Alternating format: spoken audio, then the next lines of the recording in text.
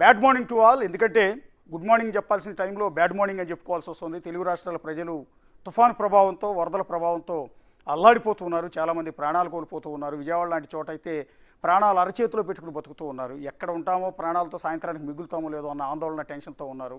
ఎక్కడికక్కడ విజయవాడ చుట్టుపక్కల పరిసరాలన్నీ కూడా పూర్తిగా వరద నీటి మయంతో నిండిపోయి ఉన్నాయి. ఇక ప్రకాశం బ్యారేజ్ దగ్గర కృష్ణానది అయితే ఎప్పుడూ లేనంత, చరిత్రలో ఎప్పుడూ లేనంత దారుణంగా వరద నీటితో ప్రవహిస్తూ భయపెడుతోంది. ఒక విధంగా కృష్ణమ్మ ఉగ్ర రూపాన్ని ఇన్నాళ్లకు చాలా ఏళ్ల తర్వాత బెజవాడ ప్రజలంతా కూడా చూస్తూ ఉన్నారు. ఆ స్థాయిలో వరద ముంచెత్తుతోంది. ఎగువ నుంచి వస్తున్న వరద, ఇటు ఖమ్మం వైపు నుంచి మున్నేరు వాగు నుంచి వస్తున్న వరద, దీనికి తోడు లోతట్టు ప్రాంతాల్లో ఇటువైపు కురిసిన వరద అంతా కలిసి ప్రకాశం బ్యారేజ్ దగ్గరికి వచ్చి 10 లక్షల క్యూసెక్కుల వరద నీటితో ప్రకాశం బ్యారేజ్ దగ్గర ఆందోళనకరమైన పరిస్థితి ఉంది. ఇప్పటికే ప్రకాశం బ్యారేజ్ దగ్గర 4 బోట్లు ఎక్కడి నుంచో కొట్టుకొచ్చి ప్రకాశం బ్యారేజీ గేట్లను ధ్వంసం చేసి గేట్లకు అడ్డంగా చిక్కుకుపోయి ఉన్నాయి. 100 ఏళ్లకు పైగా చరిత్ర ఉన్న ప్రకాశం బ్యారేజీ ఇప్పుడు దాని పిల్లర్లు కూడా దెబ్బతిని లోపల ఉన్న ఐరన్ బయటపడే పరిస్థితి కనిపిస్తోంది. ప్రకాశం బ్యారేజ్ దగ్గర పరిస్థితి అయితే, ప్రకాశం బ్యారేజీకి అటువైపు ఇటువైపు ఉన్న కరకట్ట మీద ఉన్న ఇళ్ళన్నీ కూడా పూర్తిగా నీట మునిగిపోయాయి. ఆ పక్కన ఆక్రమించి కట్టిన గెస్ట్ హౌస్లన్నీ కూడా పూర్తిగా నీళ్లలో నిండిపోయి ఉన్నాయి. ప్రకాశం బ్యారేజ్ దగ్గర దృశ్యాలు మీరు ఎక్కడ చూస్తూ ఉన్నారు.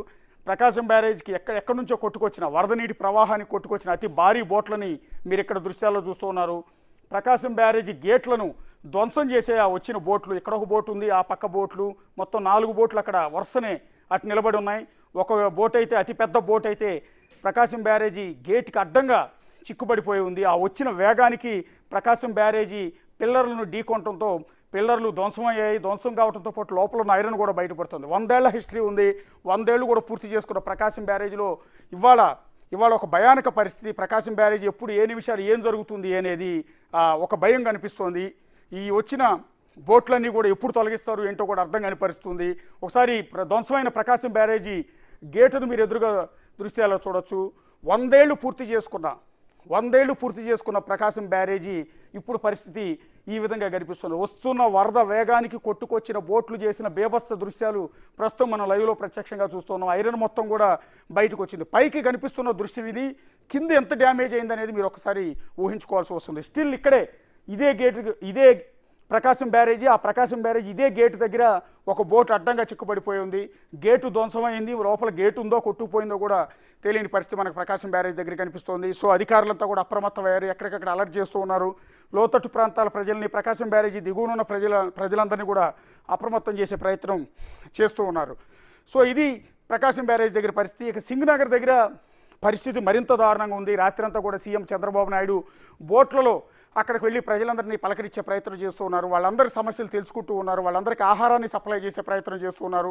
ఒక సీఎం, దేశ చరిత్రలో ఏ సీఎం చేయనంతగా, ఇది గర్వంగా మనం చెప్పుకోవాల్సింది, పార్టీలకు అతీతంగా చెప్పుకోవాల్సింది, దేశంలో ఏ సీఎం చేయని విధంగా రాత్రంతా నిద్రపోకుండా కేవలం ఆఫీసుల్లో కూర్చుని, క్యాంప్ ఆఫీసుల్లో కూర్చుని రివ్యూలతో సరిపెట్టకుండా, మమ అనిపించకుండా స్వయంగా తానే వెళ్ళి అధికారులతో పాటు బోట్లలో తానే అర్ధరాత్రి 2 గంటలు, 3 గంటలు, 4 గంటల వరకు, అర్ధరాత్రి 2 గంటలు, 3 గంటలు, 4 గంటల వరకు ప్రజల దగ్గరికి వెళ్ళి నేనున్నాను మీకంటూ భరోసా ఇవ్వడంతో పాటు వారందరికీ ఆహారాన్ని స్వయంగా సప్లై చేయటం, జిల్లా కలెక్టర్తో పాటు ఇతర అధికారులు, రెవెన్యూ అధికారులు అందరినీ కూడా తీసుకుని వాళ్ళ ఇంటింటికి వెళ్ళి మీకేమీ కాదు నేనున్నానని భరోసా ఇచ్చే ప్రయత్నం సీఎం చంద్రబాబు నాయుడు చేశారు. సీఎం చంద్రబాబు నాయుడు రాత్రి పడిన కష్టం బహుశా కొన్ని తరాల వరకు ప్రజలందరూ కూడా గుర్తుపెట్టుకునే అవకాశం ఉంటుంది. ఎక్కడో క్యాంప్ ఆఫీస్లో హ్యాపీగా అక్కడ కూర్చుని, అంటే ఏసీ రూమ్లో కూర్చుని జస్ట్ రివ్యూలతో మమ అనిపించవచ్చు. కానీ నేనే వెళ్ళాలి, స్వయంగా నేనే ప్రజల కష్టాలు తెలుసుకోవాలి, ప్రజలకు నేనున్నాను భరోసా ఇవ్వాలనే ఉద్దేశంతో సీఎం స్వయంగా వెళ్ళారు. సింగనగర్లో ప్రతి ఇంటిని టచ్ చేశారు. రాత్రంతా బిక్కుమంటూ అసలు బతుకుతామో లేదో, వరదల్లో కొట్టుకుపోతామేమోనని టెన్షన్లో బతుకుతున్న సింగనగర్ ప్రజలందరికీ నేనున్నానంటూ భరోసా ఇచ్చి, వారికి కావాల్సిన ఆహారాన్ని ఇచ్చి, వాళ్ళని అవసరమైతే అక్కడి నుంచి సురక్షిత ప్రాంతాలకు తరలిస్తూ స్వయంగా ఒక చిరు ఉద్యోగి మాదిరిగా చంద్రబాబు నాయుడు అక్కడ ప్రయత్నం చేయటం, ఆ పని చేయటం మనం అంతా కూడా చూసాం. ఇక సింగనగర్ పరిస్థితి అదైతే, ఇక బెజవాడ మొత్తం ఏ రోడ్డు చూసినా వరద ప్రళయం. ఏ రోడ్లో చూసినా, అది బందర్ రోడ్డు కావచ్చు, ఏలూరు రోడ్లు కావచ్చు, బీఆర్టీఎస్ రోడ్డు కావచ్చు, ఇక రామవరపాడు రోడ్డు కావచ్చు, ఎటు చూసినా సరే, ఏ రోడ్డు చూసినా, ఇటు కనకదుర్గ వారధ వైపు కావచ్చు, సింగనగర్ రోడ్డు కావచ్చు, ఏ రోడ్డు మీదైనా జల ప్రళయమే కనిపిస్తోంది. ఎక్కడ చూసినా బోట్ల మీద బోట్ల మీద తిరుగుతున్న అధికారులే మనకు కనిపిస్తూ ఉన్నారు.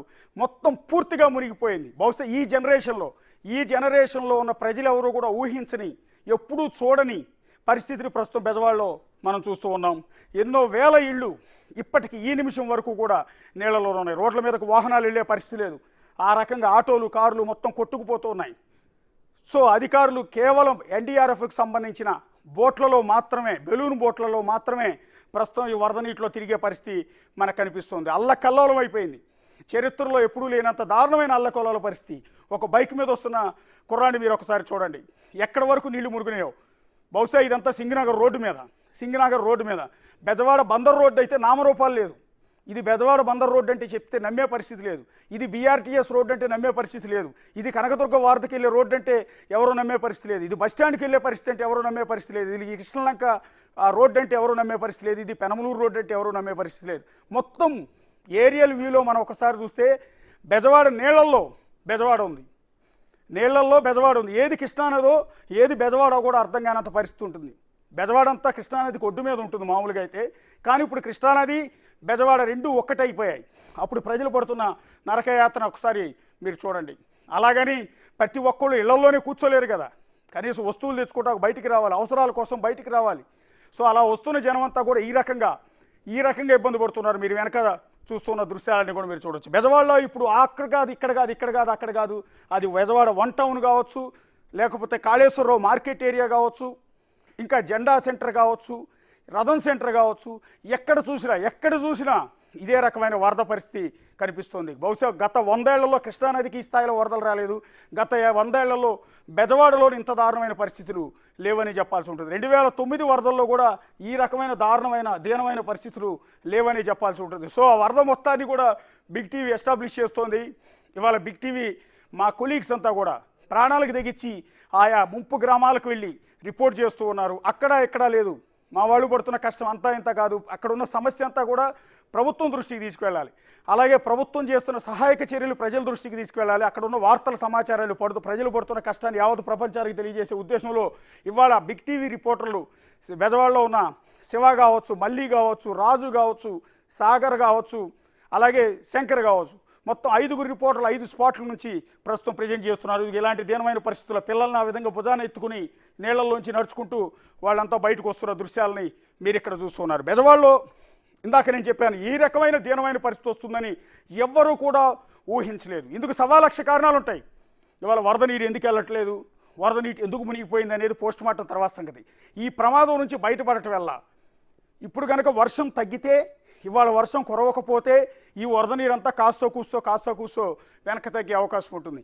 అలా కాకుండా ఇవాళ మళ్ళీ వర్షం పడింది అంటే ఎవరు కాపాడతారు, ఎలా కాపాడతారో కూడా అర్థం కానంత భయంకరమైన పరిస్థితి ప్రస్తుతం మనకు కనిపిస్తుంది. అటు బుడమేరు పరిస్థితి మరింత ఆందోళనకరంగా ఉంది.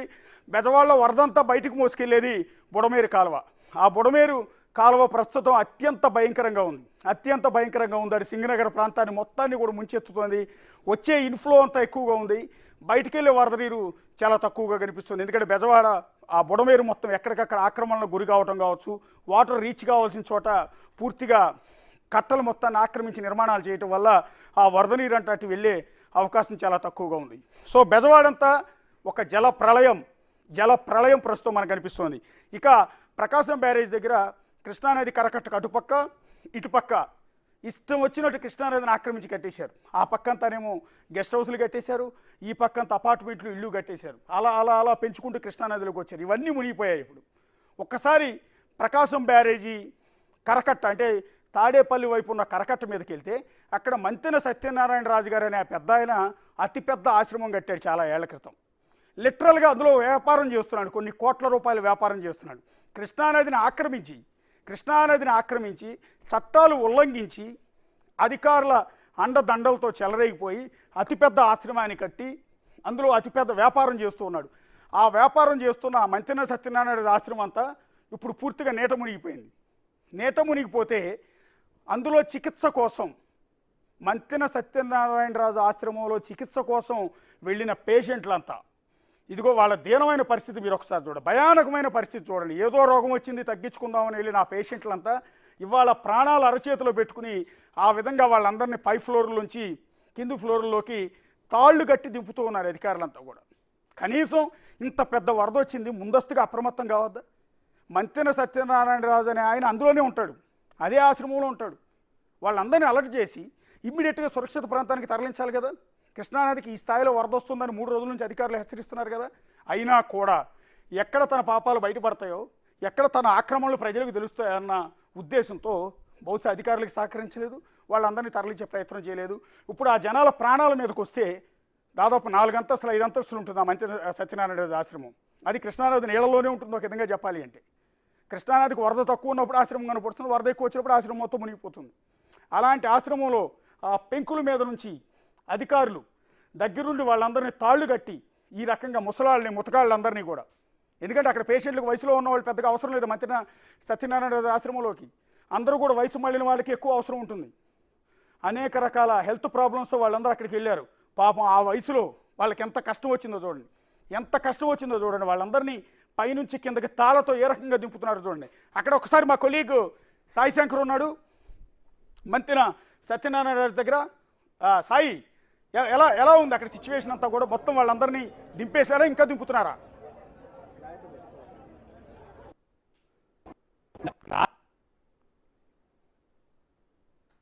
దగ్గరుండి తన యొక్క కర్తవ్యాన్ని నిర్వహిస్తుంటే ఓన్లీ డబ్బే సంపాదన ధ్యేయంగా మంతెన సత్యనారాయణ చేసినటువంటి పరిస్థితి ప్రస్తుతం చూడొచ్చు. ఒక్కొక్కళ్ళు ఇక్కడికి వచ్చిన పేషెంట్ల పరిస్థితి ఏ విధంగా ఉందంటే చూడవచ్చు. మనం విజువల్స్ లో ఒక లేడీ కొంత ఏజ్డ్ పర్సన్, తను ఒక పీక్ లాగా అంటే డైరెక్ట్ గా దిగలేని సిచ్యువేషన్, మొత్తం మునిగిపోయినటువంటి సిచ్యువేషన్ లో ట్రోప్ వే లాగా ఒక తాడును కట్టి వాళ్ళు వేసినటువంటి నిచ్చెన ఆధారంగా ఆమెను దింపుతున్నటువంటి పరిస్థితులు ఉన్నాయి. వాళ్ళు అసలు బయటపడితే బాబు చూడొచ్చు. ప్రతి ఒక్కళ్ళు కూడా లోపల నుంచి తమ ప్రాణాలు కాపాడుకోవడానికి ఒక కొండలెక్కి దిగుతున్నట్టే, అంటే ఒక బిల్డింగ్ లో నుంచి ఇంకో బిల్డింగ్ లో జంప్ చేసి వాళ్ళు అక్కడి నుంచి ద్వారా కిందకు దిగుతున్నటువంటి సిచ్యువేషన్ చూడొచ్చు. ఒక ముసలి వ్యక్తి కూడా ఇప్పుడు దిగుతున్నారు. ఆయన ఒక బిల్డింగ్ నుంచి ఇంకో బిల్డింగ్ లోకి మారాలి, అక్కడి నుంచి మళ్ళీ కింద దిగాలి. ఎందుకంటే వచ్చేటటువంటి వే మొత్తం కూడా, అంటే మామూలుగా సాధారణంగా వెళ్ళేటటువంటి వే అంతా కూడా ఈ కృష్ణా నది వరద ఉధృతి వల్ల మునిగిపోయినటువంటి పరిస్థితులు ఉన్నాయి. గత 2 రోజులుగా కూడా 11 లక్షల క్యూసెక్కులకి వరద ఉధృతి పెరిగేటటువంటి అవకాశాలు ఉన్నాయనే విధంగా కూడా అధికారులు చెప్తున్నారు, టీవీ ఛానల్ చెప్తున్నాయి. బిగ్ టీవీ కూడా అనేక సార్లు ప్రయత్నం చేసింది. ప్రజలందరూ కూడా అప్రమత్తంగా ఉండాలి, లోతట్టు ప్రాంతాలంతా మునిగేటటువంటి ప్రయత్నం ఉంది కాబట్టి ప్రతి ఒక్కళ్ళు అక్కడి నుంచి సేఫ్ ప్లేసులకు వెళ్ళాలనే విధంగా కూడా పదే చెప్పినటువంటి ప్రయత్నంలో కూడా ఇది క్లియర్ గా అర్థమవుతుంది. ఎంత నిర్లక్ష్యం అంటే మనుషుల ప్రాణాలు కలగటం. అది కూడా వీళ్ళు లక్షల రూపాయలు పెట్టి ఇక్కడ ట్రీట్మెంట్ చేయించుకోవడానికి వస్తే కనీసం వాళ్ళని అప్రమత్తం చేసినటువంటి పరిస్థితి లేదు. వరద ఉధృతుంది, కనీసం మీరు ఇక్కడ నుంచి వెళ్ళిపోవాలనే విధంగా కూడా వాళ్ళకి చెప్పిన పరిస్థితులు లేవు. ఇప్పుడు మాత్రం పీట్స్ చేస్తూ వాళ్ళని కింద దింపుతున్నటువంటి పరిస్థితి అయితే క్లియర్ గా ఈ మంతెన సత్యనారాయణ ఆశ్రమం దగ్గర కనిపిస్తుంది. అధికారులు కూడా ఉన్నారు రోడ్డు అంతా కూడా, ఎందుకంటే ఇదంతా కూడా సెక్రటేరియట్కి వెళ్ళే దారి, రోడ్డు పొడవును కూడా పోలీసులు డైలీ ఉంటారు. వాళ్ళు కూడా కనీసం అసలు ఇక్కడ ఏం జరుగుతుంది, కొత్త వాళ్ళు వస్తున్నారు, ఈ నిన్న కూడా జాయిన్ అయ్యామనే విధంగా కూడా కొంతమంది చెప్తున్నారు. స్థానికులైతే నిన్నటి నుంచే మేము చెప్తున్నాము, మొత్తం కరకట్ట అనేది చాలా ఉధృతంగా ఉంది అనే విధంగా చెప్పినా కూడా ఆశ్రమంలో ఉన్నటువంటి ఎవరు పట్టించుకున్నటువంటి పరిస్థితి లేదనే విధంగా చెప్తున్నారు. ప్రస్తుతం మనం చూడొచ్చు సిచ్యువేషన్ చాలా వరస్ట్ గా ఇక్కడ ఉన్నటువంటి పరిస్థితులు ఉన్నాయి. చాలా ఇబ్బందికర పరిస్థితులు అయితే ఉన్నాయనే విధంగా చెప్పచ్చు. అమ్మ, మీరు ఎప్పుడు వచ్చారమ్మా ఇక్కడికి? మామూలు ఎప్పుడు వచ్చారండి? మీరు కాదమ్మా, వాళ్ళు ఇంత పూర్తి చేసి మనం దింపించాం కదా. మీకు చెప్పారా కనీసం ఇట్లా వరద ఉంది ఏంటి అని? వాళ్ళ ఆశ్రమం వాళ్ళు అయినా మీరే ఉన్నారా? వరద ఇట్లా ఉంది ప్రవాహం అన్నా కూడా ప్రధానంగా కొంతమంది మాట్లాడేటటువంటి ప్రయత్నం చేస్తున్నాం. అంటే మీరు ఎప్పుడు వచ్చారు సార్ ఇక్కడికి? ప్రధానంగా వాళ్ళు కొంత సేఫ్ ఫీల్ అవుతున్నటువంటి పరిస్థితులు ఉన్నాయి. ఇక్కడ చూస్తే చాలా మంది తమ ప్రాణాలను కాపాడుకొని బయటకు వచ్చి నిలబడేటువంటి పరిస్థితులు అయితే ప్రధానంగా ఇక్కడ కనిపిస్తున్నటువంటి పరిస్థితి ఉంది. ఒక్కొక్కళ్ళు తమ పైనుంచి ఒక రోప్ వే లాగా వేసుకొని వచ్చి బయటకు వచ్చి ఇటువైపు కొంతమందినేమో బోటు ద్వారా తరలిస్తున్నారు. బోటు వేసి లోపలికి వెళ్ళి వాళ్ళని బోటు ద్వారా తీసుకొస్తున్నటువంటి పరిస్థితులు ఉన్నాయి. ఒకవైపు కరకట్టేమో ఎప్పుడు ఏ క్షణం ఎట్లా ఉందనేది తెలియనటువంటి పరిస్థితుల్లో ఇంకా వందలాది మంది మనం అపార్ట్మెంట్ లో చూడొచ్చు, వందలాది మంది ఇంకా వెయిట్ చేస్తున్నటువంటి పరిస్థితులు ఉన్నాయి. బయటికి రావడానికి తమ యొక్క వంతు ఎప్పుడు వస్తుంది, ఎప్పుడు దిగాలనే విధంగా కూడా వాళ్ళందరూ కూడా ప్రయత్నం అయితే చేస్తున్నటువంటి పరిస్థితులు ఉన్నాయి. క్లియర్ గా ఇక్కడ ఉన్నటువంటి సిచ్యువేషన్ అనేది చాలా నిర్లక్ష్యానికి, అంటే అధికారులు అప్రమత్తం చేయలేదా, లేకపోతే ఇక్కడ ఉన్నటువంటి మేనేజ్మెంట్ అప్రమత్తం చేయడంలో నిర్లక్ష్యమా, లేకపోతే ఏంటనేది కూడా అర్థం కావట్లేదు. సార్ ఎప్పుడైతే సార్ మీరు ఇక్కడికి అసలు నిన్న ఉదయం మరి వాళ్ళు చెప్పలేరు ఇట్లా వరద ఉంది సార్, మరి ఇబ్బంది ఉంటుందని? అంటే 3 అది మంతెన సత్యనారాయణ రాజు ఆశ్రమం దగ్గర పరిస్థితి. లక్షలు కట్టి